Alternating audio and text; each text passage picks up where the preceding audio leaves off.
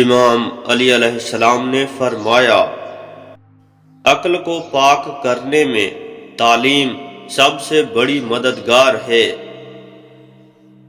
تعلیم دو تاکہ عالم بن جاؤ، عزت و احترام کرو تاکہ محترم بن جاؤ۔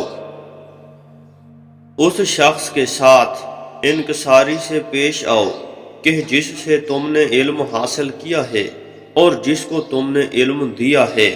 تکبر کرنے والے علماء میں سے نہ ہونا، اور دیکھو تمہاری جہالت کو تمہارے علم کے برابر نہیں ہونا چاہیے۔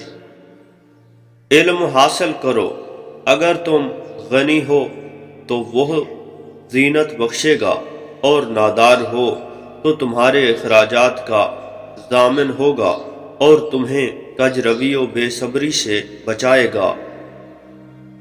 علم اس سے حاصل کرو جو علم رکھتا ہے، اور اپنا علم اس کو تعلیم دو جو نادان ہے۔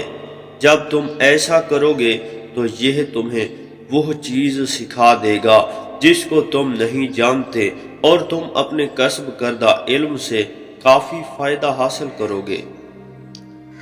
نااہل کو علم سکھانے والا اس پر ظلم کرنے والا ہے۔ علم حاصل کرو تاکہ اس کے ذریعے پہچانے جاؤ، اور اس کے مطابق عمل کرو تاکہ اہل علم میں سے ہو جاؤ۔